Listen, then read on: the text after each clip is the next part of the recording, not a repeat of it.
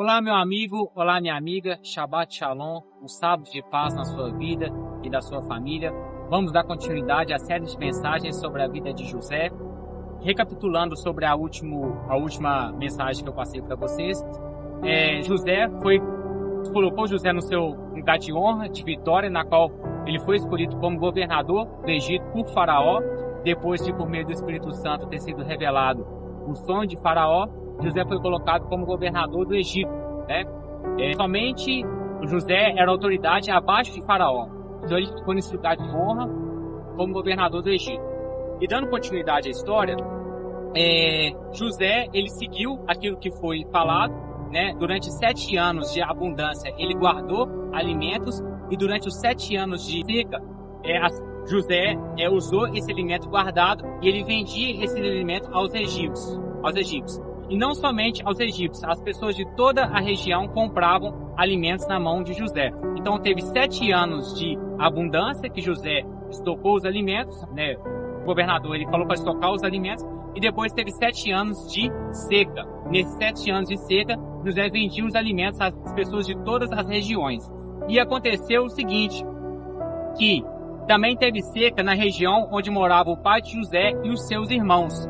Eu vou pedir para você abrir em Gênesis, no capítulo 42, versículo 1, que está: Quando Jacó soube que havia mantimento no Egito, disse aos seus filhos: Por que vocês estão aí olhando uns para os outros? E acrescentou: Ouvi dizer que há cereais no Egito, vão até lá, comprem cereais, para que vivamos e não morramos.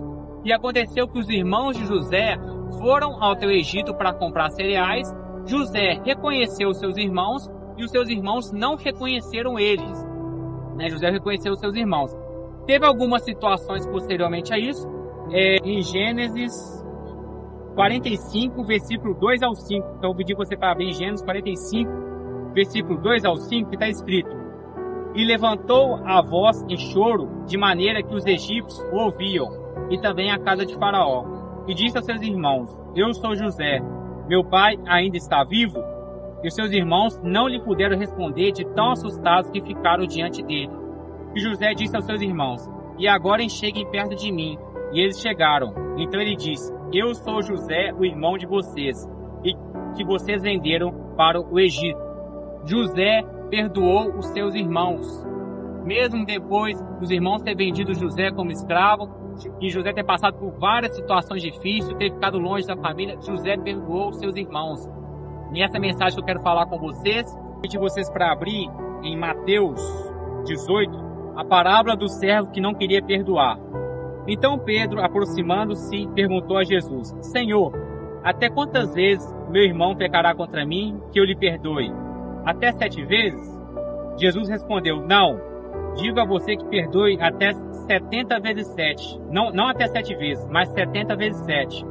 Por isso, o reino dos céus é semelhante a um rei que resolveu ajustar as contas com seus servos. E passando a fazê-la, trouxeram-lhe um que lhe devia 10.000 talentos. Não tendo ele, porém, com que pagar, o patrão ordenou que fosse vendido ele, a mulher e os filhos e tudo que possuía, e que assim a dívida fosse paga. Então o servo, caindo aos pés dele, implorava: Tenha paciência comigo e pagarei tudo ao Senhor.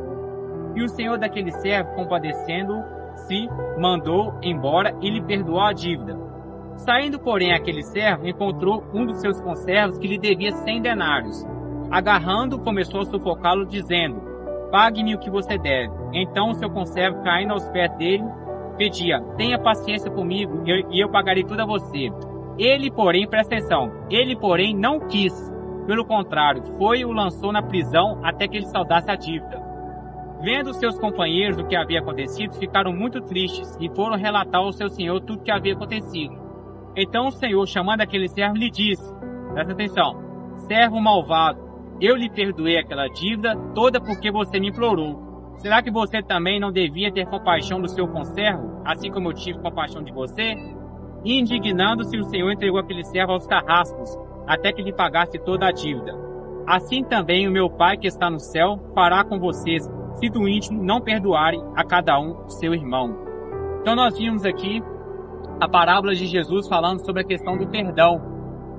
E o que eu quero falar com vocês é o seguinte: na nossa vida a gente tem decepção com as pessoas, as pessoas agem de forma errada com a gente, as pessoas às vezes nos ofendem, as pessoas às vezes nos prejudicam, às vezes por causa de alguma atitude das pessoas a gente pode perder o emprego, a gente pode perder dinheiro, a gente pode ser prejudicado de diversas formas.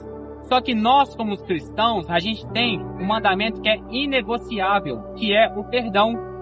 Então, voltando à história de José, José perdoou os seus irmãos, mesmo depois de tudo que eles fizeram. Isso serve para nós.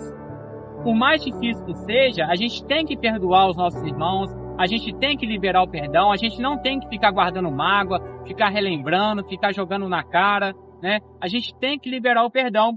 E a gente vê isso também nessa parábola de Jesus, né? Na qual tem uma pessoa que devia um valor a outra pessoa, ela teve sua dívida perdoada, mas quando foi ao contrário, ela não teve misericórdia, não teve compaixão.